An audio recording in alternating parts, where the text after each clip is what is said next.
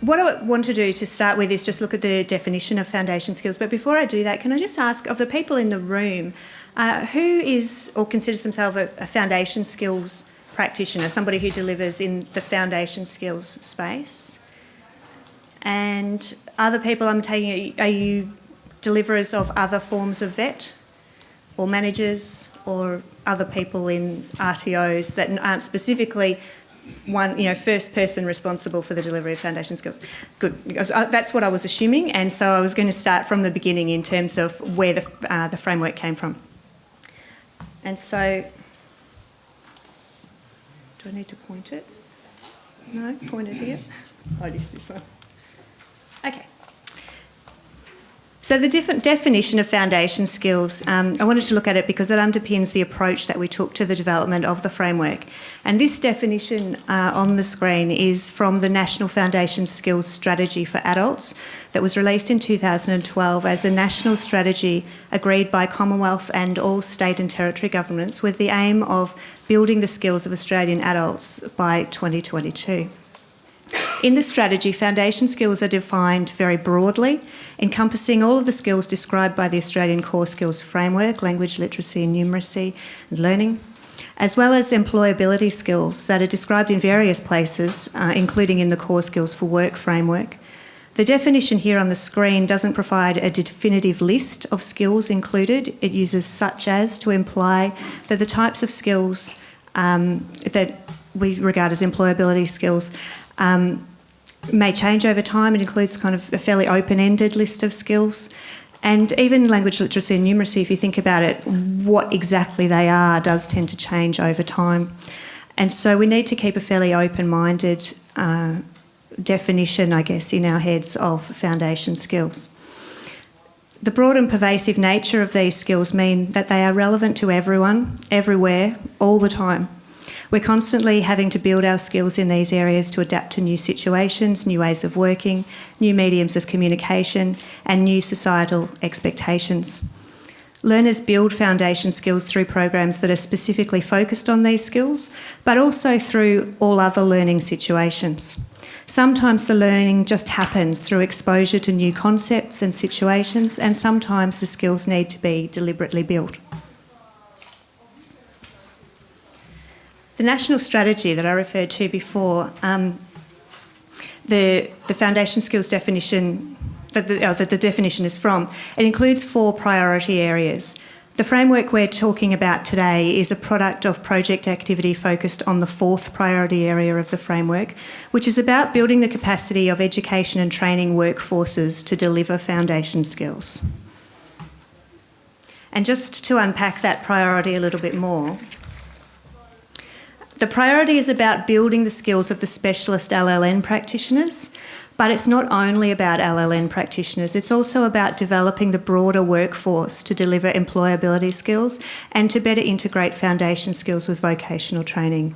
So really this priority in the strategy is about all of the vocational education and training workforce and how they can all be equipped to sort of improve the way that we build the foundation skills of adults in the vet system. Or even broader than the vet system, actually, the strategy really is focused on adults no matter where they are, whether they're in learning or whether they're in vet or whether they're in the workplace. So the strategy looks at this as a very broad problem, and the framework mirrors that. Through the strategy, the Commonwealth and states and territories agreed to strengthen and diversify the identity of the foundation skills practitioner field and support professional expertise in foundation skills delivery. And one of the ways this was to be done was by exploring options for professional standards for practitioners. And that's where this project started, looking at whether the development of professional standards could be something that would help to build professional expertise in foundation skills delivery and strengthen and diversify the field. So the project started really, there's been 3 phases. We're at the end of the 3rd phase of the project. The first phase started in 2013. And it looked at a number of professional standards models from teaching and other occupations, such as engineering and medicine. And the common factors were the notion of professionalism being the sum total of qualifications, experience, and the capacity to remain up to date with knowledge and skills through continuous professional development. The scoping phase also uncovered quite a lot of confusion about whether there was such a thing as a foundation skills field, and if there was, who was in it. So in 2014-15, the second phase included research into the ways that foundation skills were delivered across Australia, who was delivering foundation skills and how they developed their skills and knowledge, what were their qualifications, their career trajectories, and their professional development experiences. So that phase included quantitative research by NCVR, who surveyed more than 600 people delivering foundation skills, and a qualitative phase where we gathered stories about their professional journeys at conferences, PD sessions and focus groups. Altogether, the research gathered input from more than 800 people. And at the end of the second phase, we produced a draft framework that aimed to capture the capabilities of all of the disparate people who have a role in foundation skills provision across Australia. And when I say the disparate people, I'm talking about the vocational practitioners who may need to help some of their learners with some of the underpinning skills that are required as part of the vocational learning. I'm talking about the education assistants who might be providing pathway advice or enrolment assistance for people who maybe need some support with their foundation skills, as well as the specially trained practitioners who actually help to build people's language literacy and numeracy skills. So we're talking about a very wide range of people who have maybe tangential involvement in the delivery of foundation skills or maybe very specific responsibility for the delivery of foundation skills. The third phase of the project started in the middle of last year and takes up recommendations that came out of the research from phase 2 that showed very strongly that people only wanted a framework if it would be useful. Nobody wants a framework for its own sake, and nobody wants additional levels of compliance. But there are some things that people thought a framework could be useful for. And those are the things that are listed on the screen there. Describing current practitioner capability, identifying focus areas for professional development or professional capacity building, describing expected practitioner capabilities for job descriptions or program requirements, and describing and organising professional development options. The premise of a framework is that it provides a structured and a consistent way to describe something that's really quite complex. Practitioner capability is incredibly complex and diverse, as we found through the NCVR research. The framework identifies and categorises a range of different capabilities in a way that gives us the opportunity to document and talk about practitioner capability with a degree of specificity and consistency. This can be useful in many settings, but the practical uses we've been focusing on are the ones that were identified in phase 2, which are those on the screen. So in terms of what we've done in the last 12 months in this third phase of the project, we reviewed and refined the draft that was developed at the end of the second phase. And that revised draft was the focus of a series of webinars in November last year. Following the webinars, we gathered feedback on the draft and we used it to make revisions. And we made the new draft framework available in March and held workshops in all states and territories to discuss it and its potential use with targeted stakeholders. The workshops explored how various stakeholders could use the framework and encouraged them to trial it in different contexts and for different purposes.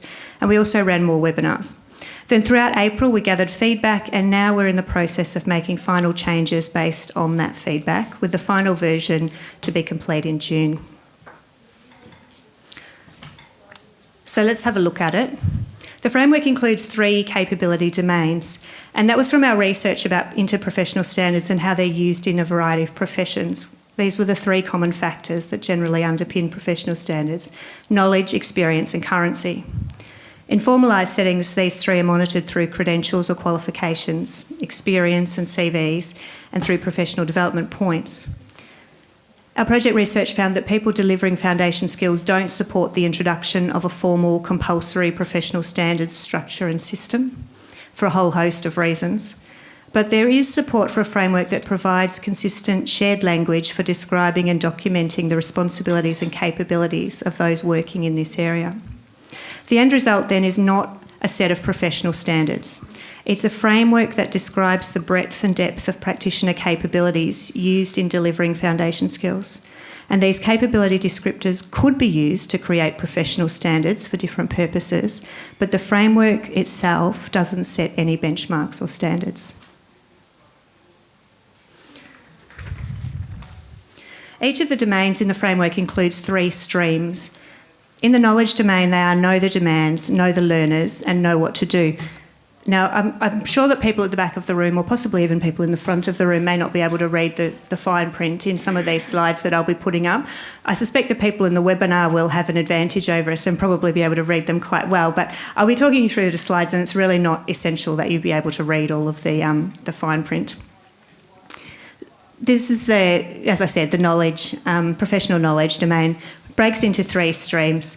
Knowing the demands is about being able to identify the nature and complexity of the foundation skills that are integral to a task, a text, or an environment. For example, understanding the types of communication that are required in a workplace, or the reading skills that are needed to use a particular learning resource, or the digital and other skills required to successfully participate in an e-learning module. This stream is broken into 4 separate capabilities dealing with English language demands, literacy demands, numeracy demands, and employability skills demands. Knowing the learners is about understanding their current level of foundation skills. This stream is also broken into 4 separate capabilities, focusing on English language skills, literacy skills, numeracy skills, and employability skills. And knowing what to do focuses on the capabilities required to select and apply appropriate teaching strategies to meet learners' needs. The 3 streams in the professional practice domain are organise, deliver and assess. The organise stream collects together capabilities that underpin and support the delivery and assessment of foundation skills programs. The deliver and assess streams are separated into English language, literacy, numeracy and employability skills. Of course, in many learning programs there are a mix of these skills, but our research showed that practitioners often have higher capability or specialisation in one of these more than they do in others. And we thought it was important in the framework to make it possible to identify and value that specialisation. We also felt it was important to separate delivery and assessment because some practitioners do one and not the other, but of course they are also often done in a more integrated way. The 3 streams in the professional engagement domain are engage with others, engage with professional learning and engage with digital technology. Engaging with others involves practitioners communicating about foundation skills with colleagues, peers and stakeholders, seeking feedback, sharing knowledge, participating in networks and liaising with stakeholders. Engaging with professional learning is about practitioners understanding the extent of their own foundation skills and their professional development needs and knowing how to build professional capability. And engaging with digital technology is about practitioners using digital technology for their own professional development purposes, to interact with and support learners, to access and create learning resources, and to stay up to date with emerging technologies that will impact on their practice. This part of the framework in particular emphasises the importance of continuing to source and share professional knowledge to build and strengthen the capability not just of individual practitioners but of the whole field. So there it is all put together, 36 capabilities across 3 domains and 9 streams. The framework then describes each of these 36 capabilities across 4 levels. The levels reflect the extent of knowledge and responsibility that a practitioner has in relation to that particular capability. It's important to remember that practitioners will not be at the same level across every capability. They'll have a spiky profile with different strengths reflecting specific areas of expertise and experience. So if you look at that, we're not describing through this framework practitioners who are level 1 practitioners and level 2 practitioners and level 3 practitioners. Some frameworks do take that approach where they have a concept like a sort of a beginning teacher and a competent teacher and an advanced teacher. This framework is not like that. This framework applies the levels to every capability, and it could be possible to have any level for any capability. So you will have a spiky profile depending on your experience, your qualifications, the types of learners you work with. Some practitioners won't have some of the capabilities at all, and that's perfectly fine. They will just have a particular set of the 36 at different levels. In developing the framework, we've tried to capture the idea that the provision of foundation skills services will often rely on a team effort involving several people with varying levels of responsibility and expertise. A team might include someone with capability at level 1 or 2, assisted and supported by somebody with capability at level 3 or 4 in that particular capability. Maybe it's in delivery or maybe it's in knowing the learners. This focus on responsibility means that practitioners are not necessarily on a pathway from beginning levels to highly developed levels. Level 1 may not be a beginning stage. It may not represent somebody who's new to the field.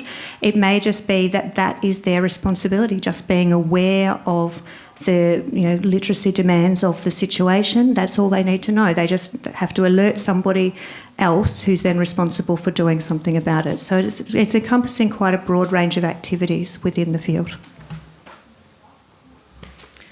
And now I know you won't be able to see the detail of that, but this is to give you an idea of what the detail of the framework looks like. So this is now taking one of the streams.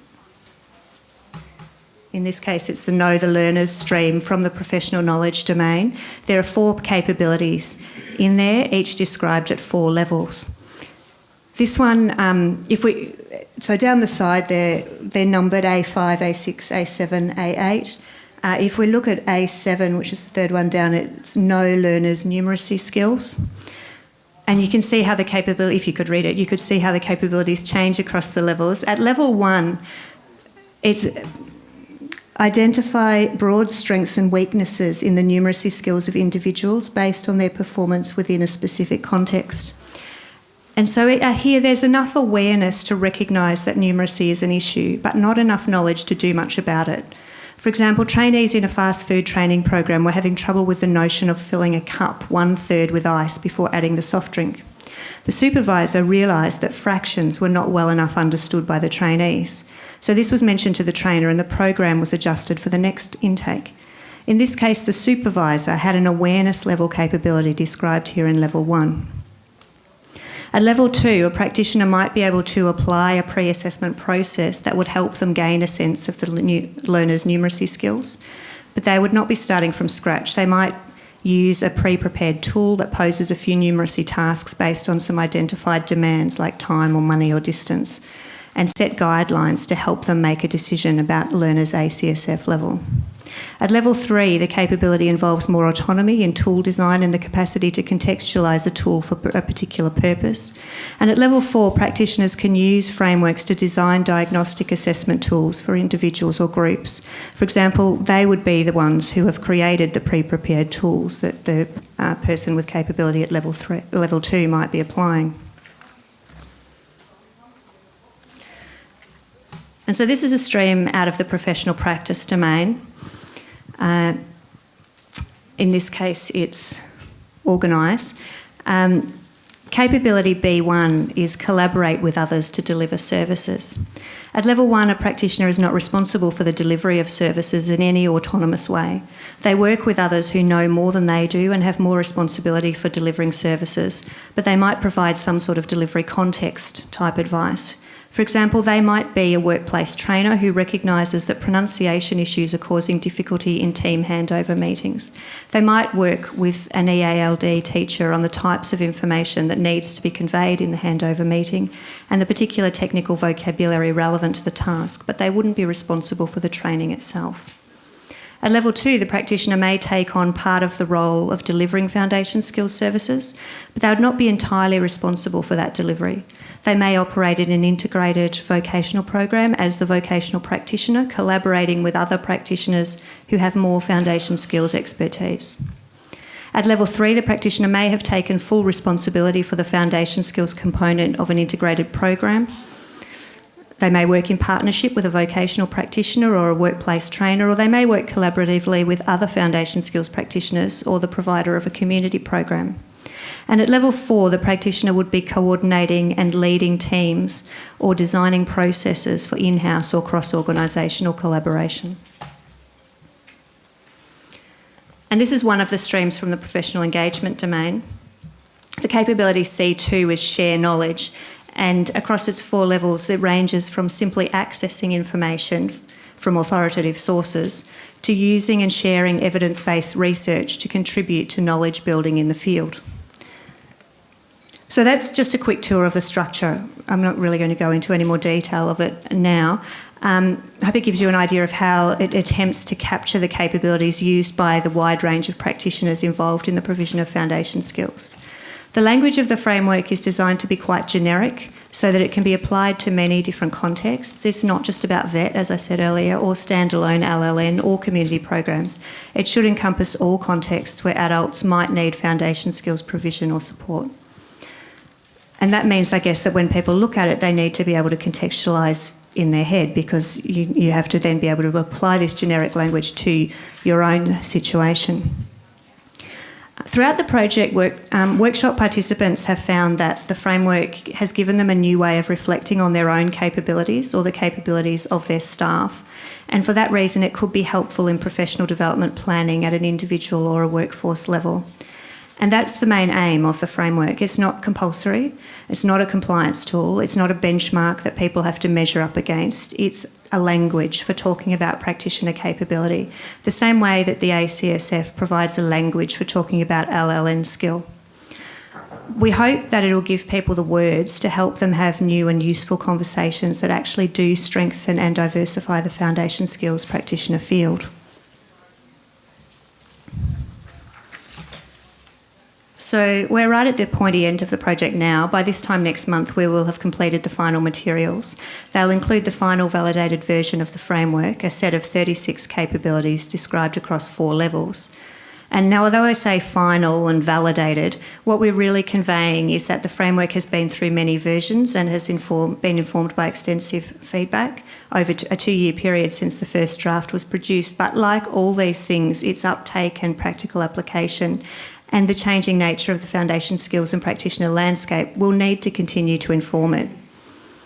We're also producing material that explains the background and the underpinnings of the framework, a glossary that unpacks the meaning of terms used within the framework, and some case study type examples that show how the framework might be used. These predominantly relate to reflection on practitioner capability, identifying areas and opportunities for professional development, and consistently describing practitioner roles and capability expectations. And we've also developed the beginnings of an online tool that would enable people to use the framework in a more streamlined way. It's really just a prototype. Unfortunately, the project budget didn't allow for a full online development, but we do hope to make that prototype tool publicly available, as well as the other document format resources, to give people more idea about how the framework could be used and potentially integrated into other professional capacity building activities. So I know that I've probably spoken for longer than my allotted time. I apologise for that. I hope maybe I've preempted some of the questions from the end, but happy to have them. This is my partner in crime up there, Louise Wignall. We've been jointly working on the project, and we'd be happy to have anybody's questions emailed to us if they have anything to follow up. Thank you.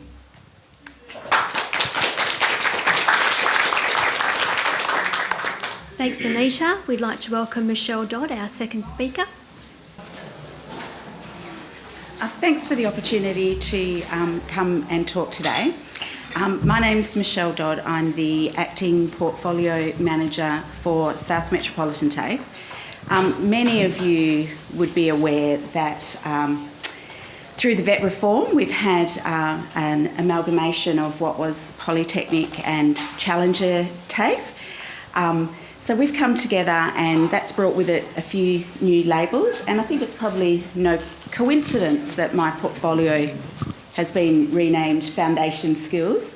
I think that that's obviously part of the larger strategy, and I think it's really quite interesting moving forward, and quite useful that we have this framework. And I've been in the fortunate position of being involved in feedback on the draft, so I've had a little bit more time than most of the people in the room to digest that, but hopefully I can add a perspective from a large registered training organisation and stimulate some potential questions that you might have around the framework.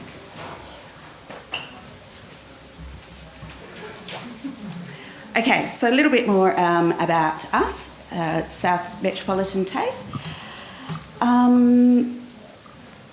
I'll just let you read that one.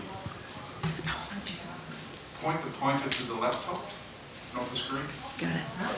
Okay, so now that we've merged, we train over 39,000 students, over 14 campuses, both locally, nationally and internationally. So we've become really, really large.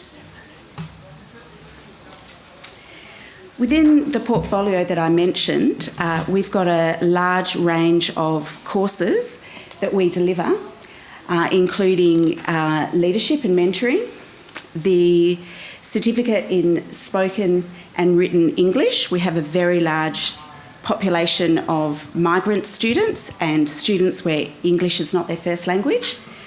The certificate of general education for adults, that forms quite a large part of our delivery, but really interestingly, the majority of students that we engage in that program aren't indeed adults. They are disengaged young people, students that no longer thrive in the education system.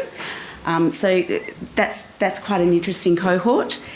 The other program we deliver a lot of is gaining access to training and education, the wider opportunity of work, the new opportunity for women. And as part of my broader division, I work closely with Lisa and her team. And of course, we look after CAVS and USIC. So we don't just work with traditional students at that foundation skills level. We work with all the other vocational sectors within the college. So I think coming up with a framework that really looks at, well, what is an LLN specialist? What are the special capabilities that they need is something that's really useful whether you're a face-to-face practitioner with somebody trying to develop their literacy needs, or whether you're in that team teaching environment working with vocational lecturers. And indeed, and I think we'll see a lot more of this, whether you're a vocational lecturer that perhaps needs to develop these skills because you've identified that there is a need at those higher levels, and you may not have the support out there. You may actually have to develop those skills yourself. So I guess this is probably touching a little bit more on the earlier session where for a long time now we've seen a shift from just teaching, from just being the font of all knowledge to really having to engage our students. We know that they're not typical learners. We know that they have low literacy and numeracy needs. We know that we have to adapt and modify within the constraints of our funding system and our training package or curriculum packaging rules. But we know that there's special skills that are required to do that. And again, I think this framework, as Anita was saying, gives us a language, it gives us a hook that we can start to have that dialogue about and start to say, well, what is it? And if I reflect personally, if somebody asks me what I do as a profession, I find it really easy to talk in terms of the client groups that I service, but I'm not sure that we really have a solid language to talk about, well, what are those actual skills that we implement on an everyday basis with our students? And I think that's something that the framework's really starting to try and capture for us.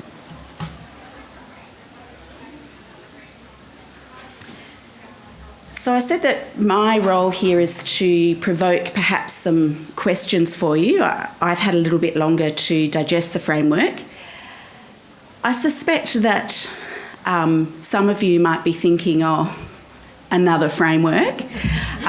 Certainly within the TAFE sector, we've got the VET capability framework, and that already gives us a good indication. We've got the lecturer's certified agreement.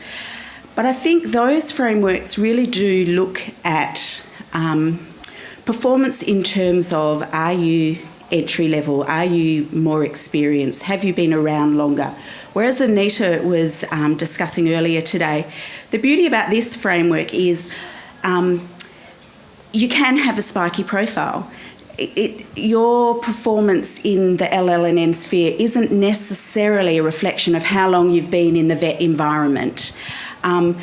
we see staff that have incredible numeracy skills, for example, but maybe their literacy isn't quite at that same level, and vice versa, of course. So the nice thing about the framework is it recognises that proficiency isn't just a result of time spent in the sector, that we all come with our own skill sets and we've all built those with our own set of experiences, but it does give us a way of identifying those and a way of recommending professional development if indeed we're not highly skilled in those areas.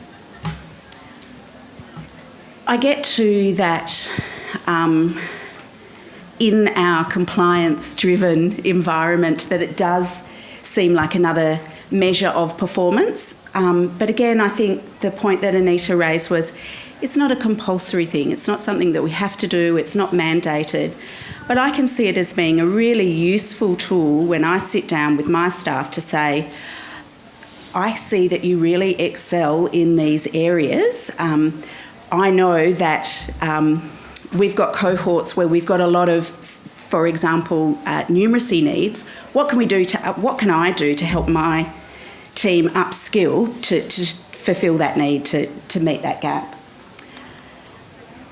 I guess, another question will be the rollout and how it's implemented. I think that's really important for us all, that comes supported and with tools, and I appreciate that it won't necessarily be funding, but I think it does need to somehow be built into the system so that we can all get on board. And another really interesting question, I believe, is obviously it's part of this larger strategy. I think it's quite easy to confuse it with the foundation skills training package, so I think it's quite important in our rollout that we find a way of distinguishing between that or indeed finding out where it aligns.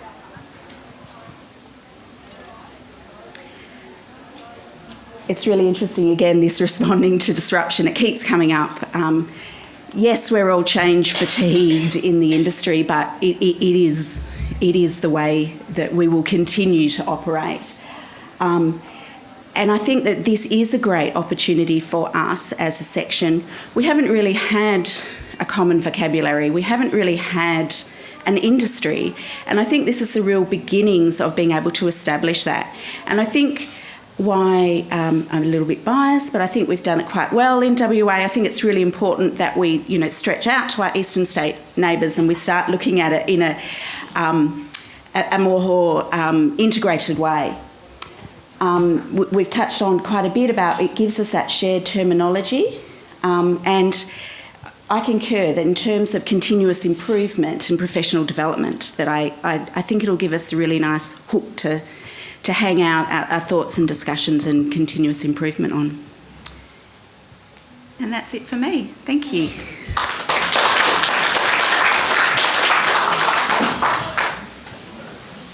Thanks, Michelle, and we'll welcome our third speaker, Jenny. That's right. I'll get go while we battle with the technology. I'm glad I'm not being rated on the framework on that right now. So also welcome to the people in the webinar and obviously everyone in the room, and thank you to the department for the opportunity to come and talk about foundation skills in a non-TAFE setting of Sound Care Employment and Training. And it seems to me that obviously with great planning from the three of us, we've sort of gone from the framework to a large organisation, and now what I'm looking to do is give a non-TAFE but a case study based on our organisation specifically. So very quickly, who are we? Centre Care Employment and Training is a registered training organisation, not-for-profit, and an agency of the Catholic Archdiocese of Perth. We've been in Perth for the last 40 years, and we currently have over 1,000 students in the 3 programs we deliver. The vast majority of those students are in the federally funded Skills for Education and Employment program, referred to generally as C, which we deliver right now. We deliver in North and South Metro and in Northern.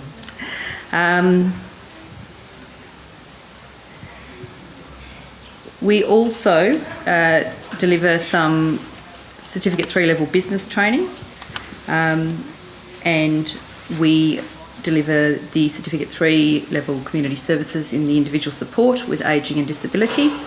And more recently, we've started delivering through the Youth Jobs Path, a new federal program, employability skills training. It's interesting for us, that's standalone employability skills training, but employability skills training has certainly been part of everything that we've ever done previously. What I'd like to do today is talk about the two main areas in which Centrecare is currently working, where I believe that a focus on language literacy and numeracy enhances student outcomes. And then I'd like to share some thoughts in regard to the Foundation Skills Professional Standards Framework. At Centrecare, we have always required our C teachers to be tertiary educated in teaching with a specialisation of English as a second language or literacy or numeracy. The staff profile combined with the program's purpose and accredited courses means that the LLN has always been a focus in everything that's happening. So, for example, gifted teachers create opportunities to contextualise students' learning and create links to their everyday lives. In the photo I've chosen, you can see a market that the students set up and ran at our Cannington site. All aspects of communication were embedded in the activity. Students worked at differing levels and they could perform and practice the skills relevant to their own needs. Signs and advertisements promoting the event were written and displayed, and in the days following the market, students were able to write recounts and narratives about that experience. Students needed to greet and negotiate with customers, and in doing so they practiced their speaking and their listening. And the market gave the students many opportunities to develop their numeracy.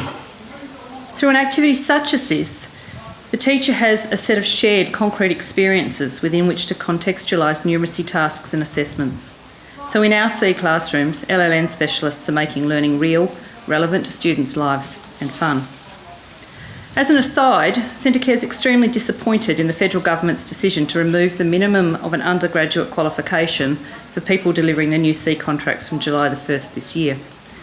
We feel that this underestimates the complexity involved in supporting adult learners.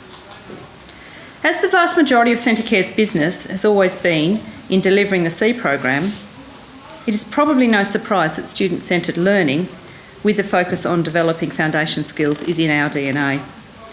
This focus on LLN carries into our vocational training, and Centrecare is funded for 4 of the Department of Training Workforce Development's participation equity cohorts. One of the things that strikes me as a key difference between the C program and some vocational training is the lens through which students are viewed. In vocational training, and arguably in much of our national discourse, people's LLN skills are seen as a problem. The focus is on what people can't do. The media is full of reports on how many Australian adults don't meet certain benchmarks, how poorly Australian students rate against their international counterparts, and how the industry laments the inability of employees to perform rudimentary tasks and generate simple written documents. And it's some of that discourse that I think prompted the project. While this may be true and is rightly a focus for national attention, what an LLN specialist sees is often quite different. For an LLN specialist, a person who can't read may indeed be holding the book up the right way, scanning the text from left to right, and may be able to recognise a bank of familiar words. My point is that what the LLN specialist brings to a vocational training context is a lens through which the students' existing skills and abilities are recognised, and they can change the narrative from one of deficit to one of possibility. Our WA-designed model of LLN support, the Course in Applied Vocational Studies Skills, referred to by us all collectively as CAVS, is a powerful tool. It allows organisations such as Centrecare to have an LLN specialist in vocational classrooms, which increases the chances of students completing their qualifications. The nature of the LLN support is not prescribed, and in this way the CAVS teacher is required to respond to the issues as they arise. The presence of an LLN specialist in a vocational training course can flip the conversation from what the student can't do to a discussion about what the RTO, the course structure, the training materials, the design of assessments, and even the lecture or practice is doing to help or hinder the student's progress. When CAVS teachers and vocational lecturers work hand in hand, both learn from each other. The teacher knows they are not an industry expert and seeks to learn what the lecturer knows. And on the other hand, the lecturer knows they are not a teacher and values the chance to learn from the CAVS lecturer. Sorry, clarification, Yvette, you're saying we've got 15 minutes? We've got 15 minutes left. Of the whole session? Yes. Okay, no worries. Well, I shall cut short so we don't lose the opportunity. If that's what you're suggesting I do, I'm very happy to do that. Okay, give me 30 seconds to think about anything that I really do need to say.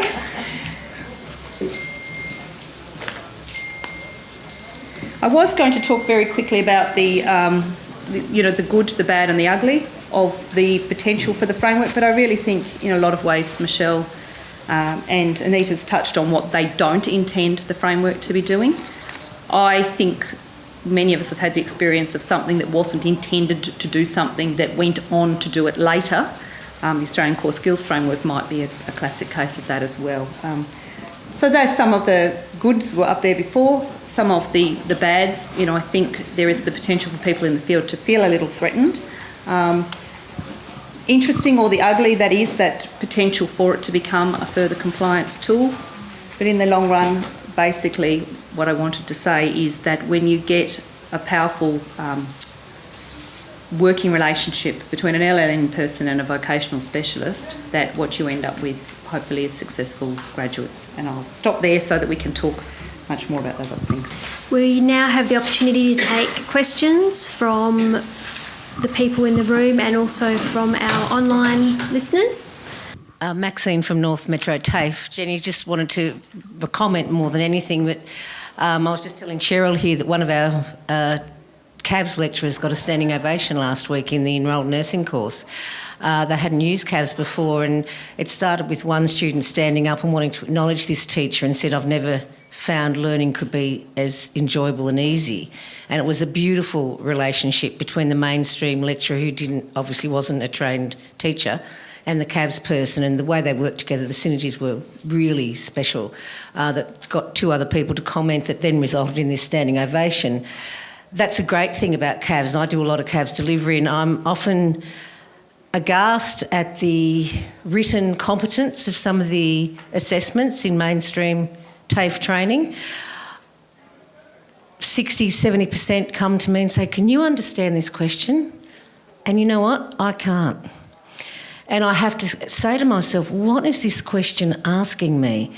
And I think there's a real place, and I've written recommendations to particular vocational areas of the college suggesting that specialists, as in literacy teachers or CAVS people, could make serious change to assessment that doesn't make it such a shocking ordeal for the cohort. So there's more a comment, but I think there's a lot of... CAVS is an awesome... We're very fortunate to have CAVS in this state and to use it like we do. So, thanks. I'll just make a very quick comment.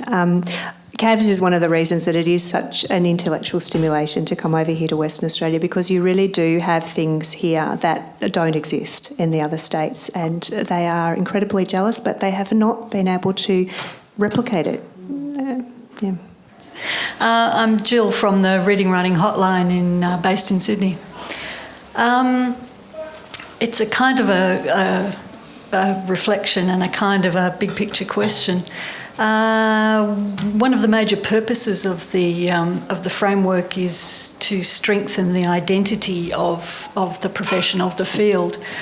And yet, as a couple of people have referred to this morning, we're actually working within a pretty chaotic context where the field, if there is one, is being deprofessionalised through things that Jenny referred to, such as reducing the level of LLM qualifications needed for teachers working on the C program.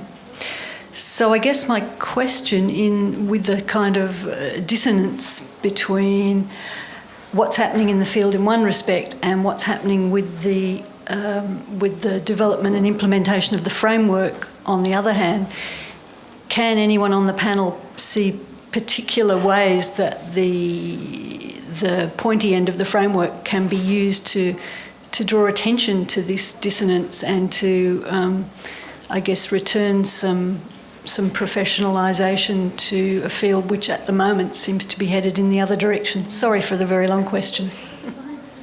Yes, look, I agree that it is a field that has had trouble, or hadn't had trouble pushed on it, I guess, in terms of defining what it takes to be a specialist or a special practitioner in this field.